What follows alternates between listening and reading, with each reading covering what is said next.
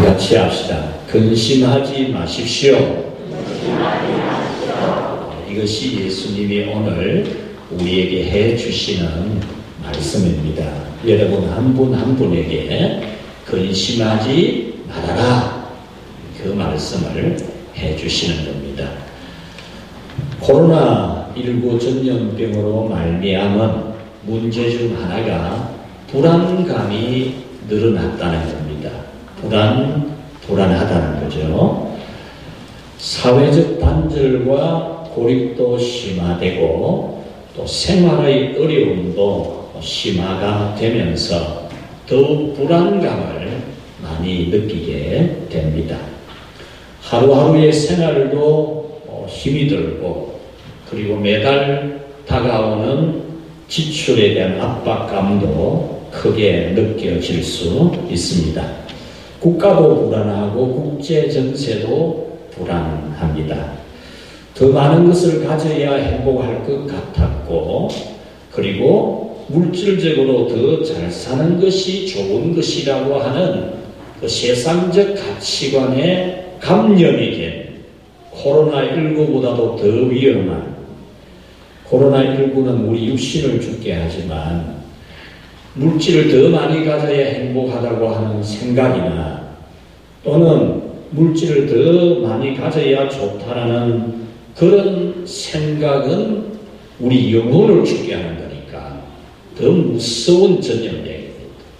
그런데 어쩌면 이 전염병에 우리 현대인들은 만성이 되어져 있습니다. 만성이. 전염병인 줄도 모르고 전염병에 걸려 있는 거죠. 그러면서 물질이 있으면 기쁘고, 물질이 좀 줄어들고 물질이 떨어지면 불안합니다. 이런 사회를 우리는 불안사회 또는 피로사회라 그러기도 합니다. 불안감이 늘어나고 세상 현상에 대해서 피로감이 늘어나는 것, 이것을 두고 우리는 불안사회 또한 피로사회라 그렇게 말합니다. 오늘 성경은 이렇게 불안한 사회, 피로사회를 살아가는 우리들에게 주님이 다가오셔서 일러주시는 말씀입니다. 이 말씀은 예수님이 십자가를 지시기 전, 내가 이제 십자가를 지게 될 것이다, 그리고 부활한 후에 하나님 나라로 승천하게 될 것이다, 이 말씀을 듣는 제자들의 마음이 불안해지는 겁니다. 예수님의 부재에 대한, 예수님의 고난과 승천으로 말미암은 예수님이 자기들과 함께 계시지 않을 것이라는 이 일에 대해서 불안감이 많이 생겨났을 때에 걱정할 것 하나도 없다, 불안할 것 하나도 없다, 근심할 것 전혀 없다, 더 나아지게 될 것이다, 예수님이 이 말씀을 해주시려고 애를 쓰고 있는 내용이 이 요한복음 15장 16장 이렇게 방대하게 전개되고 있습니다. 오늘 이 요한복음 16장에서는 근심이라는 단어가 많이 나옵니다. 시간 관계상 다 읽어드릴 수는 없고, 6절에 보면 내가 이 말을 함으로 너희 마음에 근심이 가득하였도다. 여기서 너희 마음에 근심이 가득했다, 이 말씀은 이 마음이 근심에 사로잡혔다 그 말입니다. 근심에 마음이 사로잡혀가지고, 마음이 근심에 완전히 사로잡혀가지고 꼼짝을 못하고 있다, 그런 의미입니다. 12절에 보면 내가 아직도 너희에게 이를 것이 많으나 지금은 너희가 감당하지 못하리라. 내가 너희들에게 해줄 말이 너무 많은데 그 말을 다 해주면 너희들이 감당이 안 된다. 무슨 말인지 이해도 못하고 더 걱정하게 될 것이라서 내가 다 말해주지 않는다, 그렇게 말씀했습니다. 20절 말씀에서는 너희가 곡하고 애통하겠으나 세상은 기뻐하리라.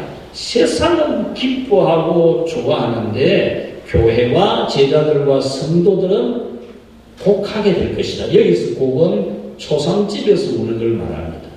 초상난 것처럼 울고 곡하게 될 것이다, 그런 말입니다. 교회와 제자들과 성도들을 박해하는 세상 사람들은 교회와 제자들과 성도들을 보면서 쾌감을 느껴요. 쾌감을. 교회를 박해하고 성도들을 박해하고 제자들을 박해하는 교회는 그 곡하는 교회와 제자들과 성도들을 보면서 쾌감을 느끼는 기쁨을 가지지만, 반면에 교회와 제자와 성도들은 고난을 인하여 애곡을 하게 될 것이다 라고 했습니다. 이렇게 이 근심과 함께 또 한 가지 많이 나오는 단어가 기쁨이라는 단어입니다. 오늘 이 요한복음 16장에 보면 기쁨이라는 단어가 아주 중요하게 취급이 됩니다.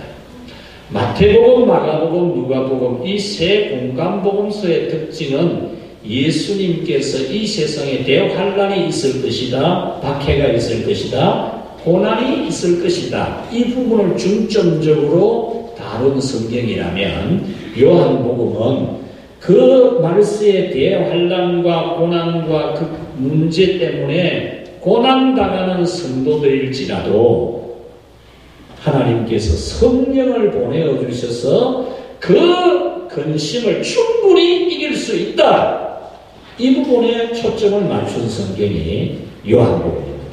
그래서 여러분들이 요한복음을 읽어보면 성령님이 오셔서 이 세상의 모든 환난으로 말미암는 근심을 충분히 이길 수 있다는 사실을 발견할 수가 있습니다.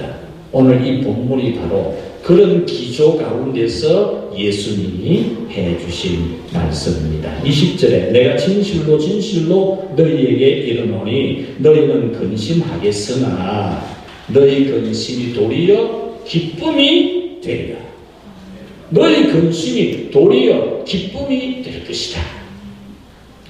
21절에서 여자가 해산할 시간이 다가오면은 걱정이 앞섭니다. 근심이 앞서요. 해산의 고통 때문에 두려움과 무서움과 불안한 마음이 앞서죠. 그런데 해산하고 나면, 아기를 낳고 나면 아기 낳은 기쁨으로 인해서 해산의 고통은 잊어버린다는 거죠.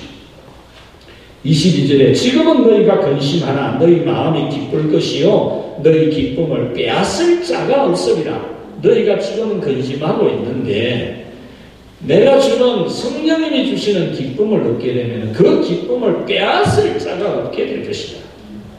충만한 기쁨이 있게 될 것을 말씀해 주고 있는 겁니다. 그러므로 여러분은 현재 여러분들의 개개인의 근심의 문제나 또는 사회적으로 있는 이런 여러 가지 문제들이나 이런 전염병을 통한 근심, 여러분 삶의 문제들로 인한 이 근심에 여러분 마음이 삼킴을 당하고 사로잡힘을 당하지 말고 오늘 말씀을 통해서 여러분이 기쁨을 되찾게 되기를 주의 이름으로 축원합니다.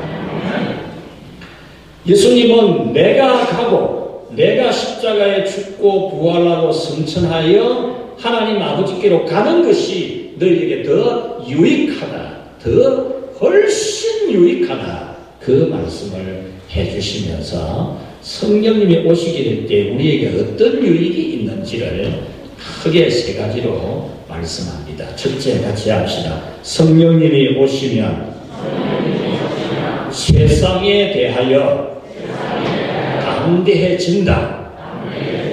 박해하는 세상, 환난을 가져다주는 세상에 대해서 담대하게 된다. 이 예수님의 제자들, 그 교회 성도들은 이 박해로 인하여 근심을 하게 되는데 성령님이 오시게 되면은 그 근심이 아니라 기쁘게 된다는 겁니다. 8절에 그가 와서 죄에 대하여 의에 대하여 심판에 대하여 세상을 책망하리라. 성령님이 오셔서 그 교회와 제자들과 성도들이 세상을 꾸짖게 된다. 박해받는 교회가 고난당하는 제자들과 성도들이 오히려 세상을 향해서 꾸짖고 책망할 정도로 담대하게 된다라는 말씀입니다. 여러분, 성령님이 오시기 전 예수님의 제자들은 예수님의 십자가도 보았고 부활도 보았습니다. 그러나 그들은 세상에 대해서 두렵고 무섭고 불안하고 근심으로 가득 찼습니다. 예수님이 함께 계시는데도 근심이 많았습니다. 걱정이 많았습니다. 불안이 많았습니다. 예수님이 같이 계셔도, 예수님이 죽은 자를 살려주시기도 하고 병든 자를 고쳐주시기도 하고 보리떡 5개와 물고기 2마리로 5,000명을 먹이고도 12바구니를 남기는 기적을 행해도 귀신을 쫓아내주는 것을 보면서도 근심하고 걱정하고 불안해서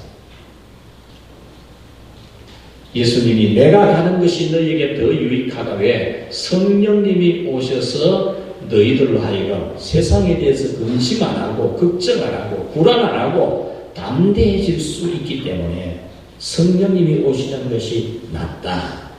이 말씀을 해주신 겁니다. 여기서 성령이 세상을 책망하신다라는 이 책망이라는 단어는 단호함을 말합니다. 단호함. 세상에 대해 단호하게 한다. 그 말이에요. 단호하게. 세상에 대해서 두렵고 무섭고 불안하고 그런 게 아니고 세상에 대해서 단호하게 해 주신다라는 겁니다. 성령님이 설교자와 전도자, 성도들로 하여금 박해하는 세상을 향하여 꾸짖는, 박해하는 세상을 향해서 꾸짖는, 책망하는 일을 하게 할 것이라는 겁니다. 예를 들면 예수님의 제자 베드로가 성령의 임재하심을 받기 전에는 두렵고 무섭고 불안해가지고 근심에 사로잡혀 있었습니다. 그러나 성령님이 그에게 임했을 때 그는 세상을 향해서 담대하지. 너희들이 십자가에 못 박아 죽인 예수 그리스도를 하나님 아버지께서 살리셨다. 세상을 향해서 담대하게 외쳤습니다. 그랬을 때 사람들이 나타난 반응이 뭡니까? 제자들을 보고 저놈의 자식이요 하면서 화를 냈으니까 전혀 그렇지 못했습니다. 오히려 베드로를 보고 두려워 떨었습니다. 불안했습니다. 오히려 세상이 불안을 느꼈습니다. 그래서 뭐라고 말합니까? 그러면 우리가 어떻게 해야 됩니까? 그랬더니 그러면 우리가 어떻게 해야 됩니까? 불안했습니다. 예수님은 성령이 오셔서 세상을 향해 3가지를 책망할 것이라 했습니다. 첫째는 죄에 대하여 책망할 것이라고 했습니다. 8절에 보면 죄에 대하여 책망할 것이라고 했는데 9절에서 이 죄에 대하여라는 이 의미를 그들이 나를 믿지 아니함이요 그랬습니다. 예수님을 믿지 않는 것이 죄라는 것입니다. 그래서 교회와 제자들과 성도들은 세상에 나아가서 예수님을 십자가에 못 박아 죽인 너희들, 예수님을 믿지 않는 너희들이 죄를 짓는 것이다. 예수님 안 믿는 것이 죄다. 이렇게 담대하게 선포를 한다는 겁니다. 예수님을 십자가에 못 박아 죽이는 사람들을 향해서 예수님을 하나님으로 믿지 않는 너희들이 죄를 짓는 것이다. 담대하게. 자기들이 스스로 예수님을 십자가에 못 박아 죽인 그런 권세자들 앞에서도 예수님을 믿지 않는 것이 죄다. 예수님을 하나님으로 믿지 않는 것이 죄다. 이렇게 강력하게 외쳤던 겁니다. 한 2달 전에 우리 교회에 헌신예배 강사로 오셨던 부산 효강교회 이국하 목사님이 군에 가기 전에 성령의 불 체험을 했어요.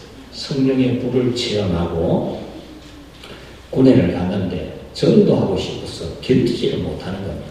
가슴에 성령의 불이 있으니까. 그 시절을 군대하고 요즘 군대하고는 다르죠. 요즘 군대는 진짜 물군대입니다. 물군대. 군대를 갈 수 있습니까?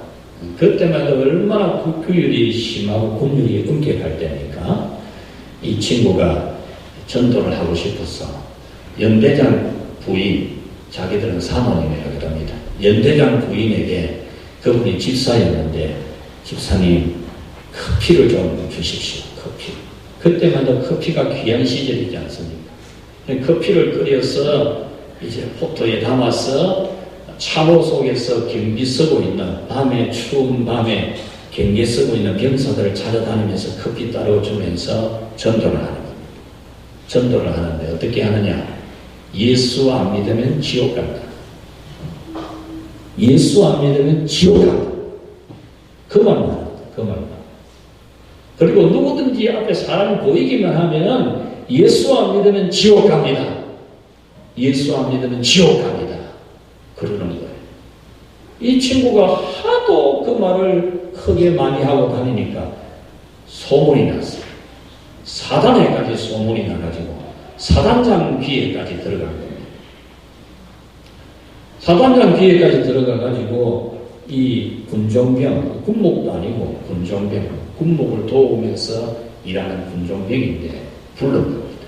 불러가지고 너 지옥, 예수 안 믿으면 지옥 간다는 말을 한다며. 이러니까 그렇습니다. 왜 그런 말을 해? 이러니까 이 군종병이 사실이기 때문입니다. 그래요. 담대하게. 그 무서운 사단장 앞에서 이 쫄면 이제 겨우 군대 간 친구가 사실이기 때문입니다. 뭐가 사실이야? 이러는 겁니다. 그러면서 앞으로 절대로 그런 말 하지 마라. 이러는 겁니다. 저는 하지 않을 수가 없습니다. 또 이렇게 대답을 했어요. 그러니까 사단장이 막 화가 엄청난 겁니다. 그래서 연대장이 사단장에게 사단장님 이런 거는 제가 처리하겠습니다. 그만 들어가십시오. 이랬습니다. 그래서 연대장이 이 친구를 불러놓고 너 진짜 예수 안 믿으면 지옥 가나? 그렇습니다. 그런데 예수 안 믿으면 지옥 간다는 말 하지 말고 예수 믿으면 천국 간다는 말 하면 좋잖아. 예수 믿으면 천국 간다고 그렇게 해라 그러니까 나는 그럴 수 없습니다. 그 연대장이 화를 내면서 왜 그럴 수 없느냐? 예수 믿으면 천국 간다는 말이나 예수 안 믿으면 지옥 간다는 말이나 뭐 차이가 뭐 있나? 이러니까 있습니다. 확실히 있습니다. 예수 안 믿으면 지옥 간다 해야 겁을 내고 지옥 가는 걸 겁내고 예수 믿습니다. 이러는 거예요. 그래서 이 연대장이 그래도 그러지 마라. 그러니까 나는 계속 그렇게 할 겁니다. 이랬어요. 그래서 연대장이 화를 내도 전혀 달라지지 않는 겁니다. 그래서 이 연대장이 웃으면서 너는 앞으로 계속해서 예수 안 믿으면 지옥 간다고 해라. 내가 도와줄 테니까. 내 마누라한테 계속 커피 끓여주라고 할 테니까 너는 계속 커피 끓여주면서 예수 안 믿으면 지옥 간다고 해라. 그랬다는 겁니다. 이 연대장의 믿음이 참 좋은데 하나님 앞에 기도를 많이 하기를 정말 예수님을 똑바로 잘 전하는 군종병이나 군목이 올 수 있도록 기도를 그렇게 많이 했다는 겁니다. 그런데 군종병이나 군목들도 예수님에 대한 복음을 확실히 전하는 것보다는 어쨌든 뭐 마음 맞춰주고 어떻게 해가지고 교회 데리고 나올 그 생각만 하는 걸 보면서 이 가슴에 불이 있는 이 연대장이 답답했던 거죠. 사랑하는 여러분, 오늘 우리의 마음에 성령의 불이 있으면 세상을 향해서 꾸짖고 책망하고 담대하게 됩니다. 예수 안 믿는 것이 죄고 예수 안 믿으면 지옥 간다는 걸 분명하게 외칠 수 있습니다. 여러분들도 성령의 역사, 성령의 불을 받아가지고 예수 안 믿으면 지옥 가고 예수 안 믿는 것이 죄라는 것을 확실히 아는 사람이 되고 여러분의 입도 그렇게 크게 열리기를 주의 이름으로 축원합니다.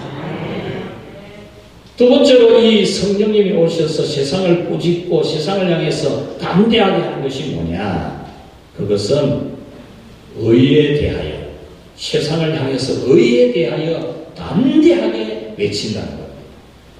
이 의에 대해서 오늘 이 성경 10절에 보면은 의에 대하여라 하면 내가 아버지께로 가는 것이다. 그렇게 했습니다. 이 말씀은 예수님이 십자가에 죽으시지만 부활을 하고 다시 살아나시고 하나님 나라로 성천에 가시는 것, 이것은 예수님이 죄가 없다는 것을 증명한다는 겁니다. 이 세상 사람들은 예수님을 죄가 있다고 십자가에 못 박아 죽였는데 예수님이 살아났으니까 죄 없는 것이 증명이 된 게 아니냐 그 말이죠. 뿐만 아니라 예수님은 죄 자체가 없는 죽어도 다시 사는 권세를 가지고 계시는, 죽어도 무덤에 장사가 되어도 다시 살아나는 권세를 가지신 하나님이시라는 것을 증명하기 때문에 예수님은 죄가 없을 뿐만 아니고 죄가 있을 수가 없는 의 자체이신 하나님이다. 이것에 대해서 성령님이 세상을 향해서 확실하게 꾸짖고 책망하고 담대하게 외치는 겁니다.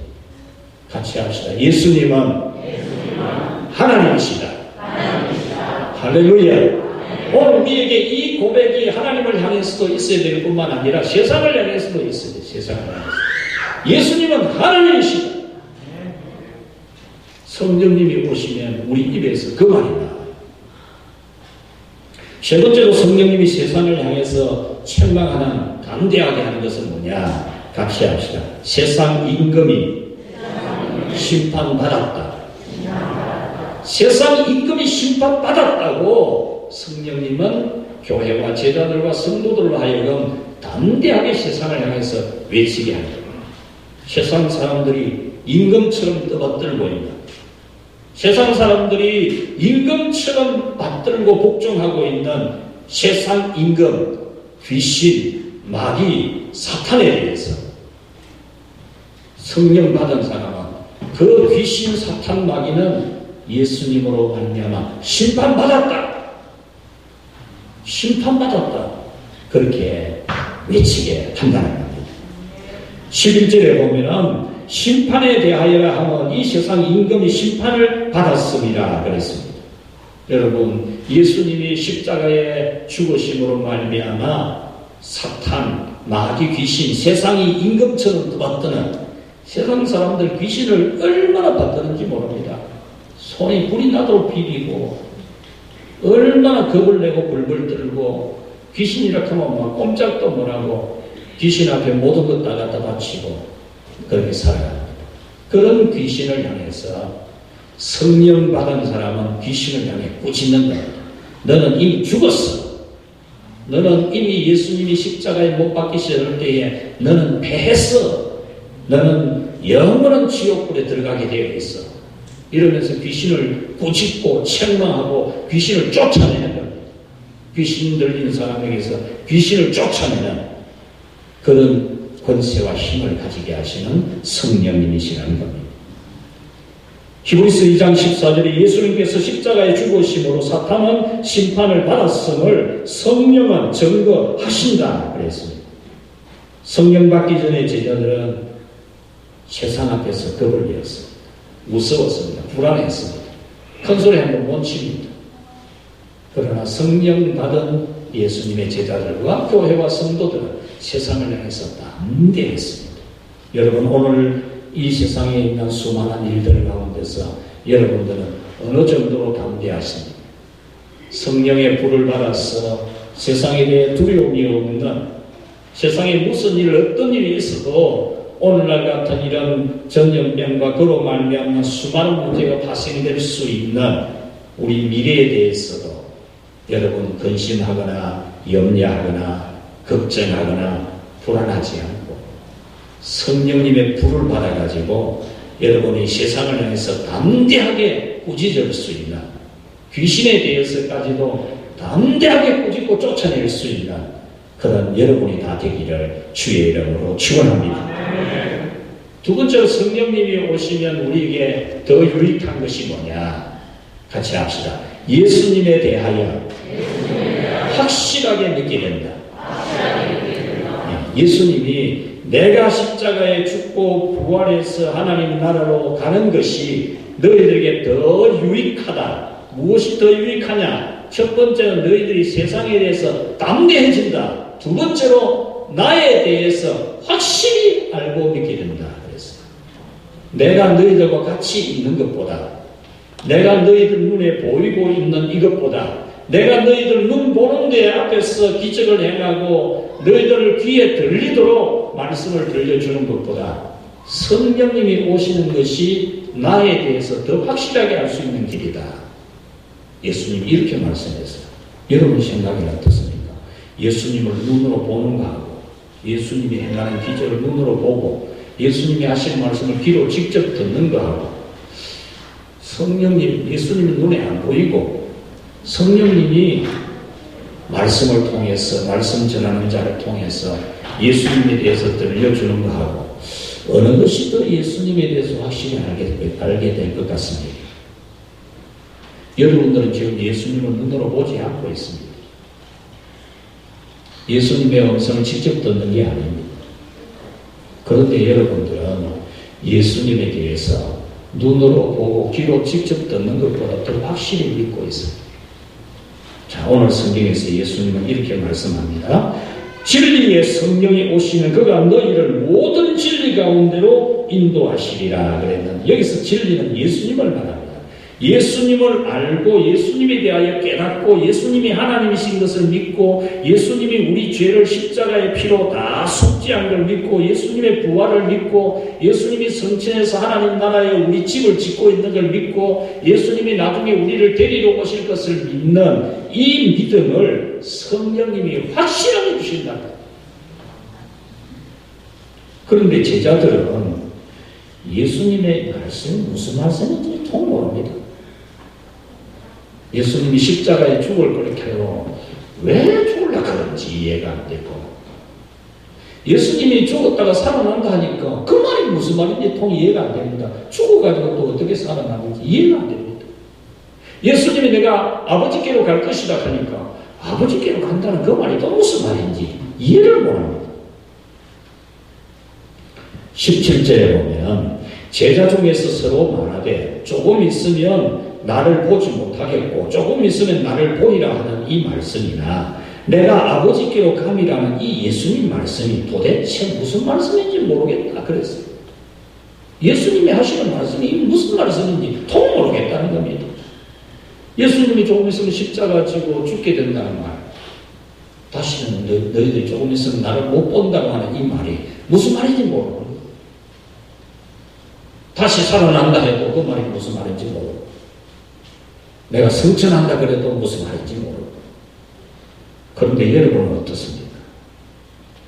여러분은 다 알고 있지 않습니까? 예수님을 직접 눈으로 보기를 했습니까? 십자가를 보기를 했습니까? 부활을 눈으로 보기를 했습니까? 성천을 눈으로 보기를 했습니까? 그래도 여러분들은 예수님의 십자가가 어떤 십자가이며 예수님의 부활에 대한 믿음, 예수님의 성천에 대한 믿음 여러분들은 확실히 알고 있지 않습니까? 확실히. 눈으로 본 제자들은 확실히 모르고 눈으로 안 본 우리는 확실히 알고 있지 않습니까? 이것이 바로 성령님이 우리에게 역사하기 때문입니다. 12절에 내가 아직도 너희에게 말해줄 것이 많으나 지금 말하면 너희가 무슨 말인지 이해 못한다 그랬습니다. 13절에 그렇지만 성령이 오시면 너희를 모든 진리 가운데로 인도하신다 그랬습니다. 23절에서는 그날에는 너희가 아무것도 묻지 아니하리라. 성령이 오셔서 알게 해주는 날에는 다 알게 되기 때문에 더 물을 필요가 없다는 겁니다. 예수님의 십자가가 여러분 죄를 씻었다는 것이라서 못 믿어가지고 다시 묻는 분 여러분 중에 있습니까? 예수님의 부활을 못 믿어가지고 진짜 부활했나라고 믿는 질문하시는 분 계십니까? 예수님이 성천하신 것이라서 못 믿어가지고 질문하시는 분 계십니까? 다시 안 묻잖아요, 여러분. 성령이 여러분에게 역사해서 성령이 여러분의 불도장을 찍어가지고 불도장, 쇠 불을 달궈가지고 나무에 꽉 찍으면 나무에 찍히고 딱 찍히잖아요.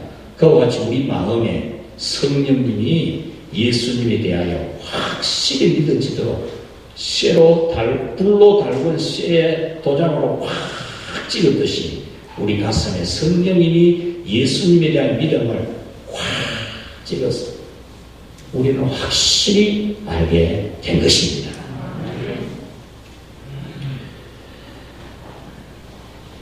그러므로 여러분들은 성령님이 여러분에게 오셔서 역사하시는 예수님에 대하여 알게 하고 믿게 하고 전하게 하는 이 예수님에 대한 믿음이 확실하게 해주시는 성령님의 불이 임하기를 주의 이름으로 축원합니다. 세 번째로 성령님이 오시는 유익한 것 같이 합시다.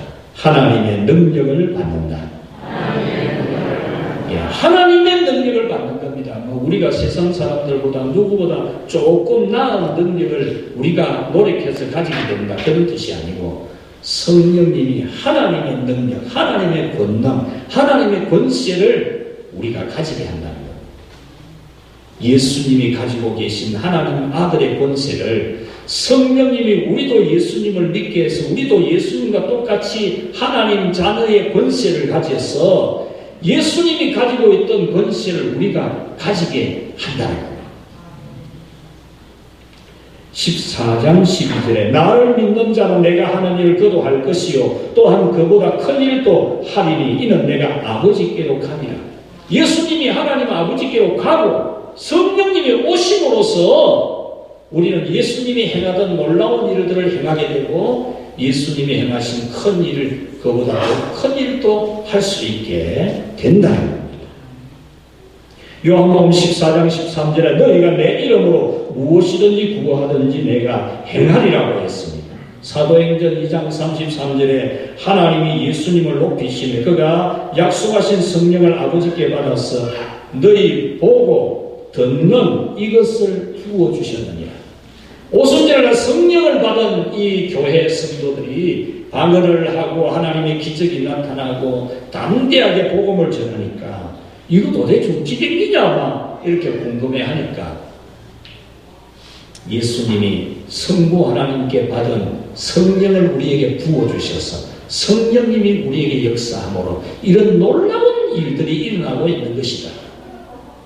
그 당시 예수님의 제자들은 한눈이 짧았어요.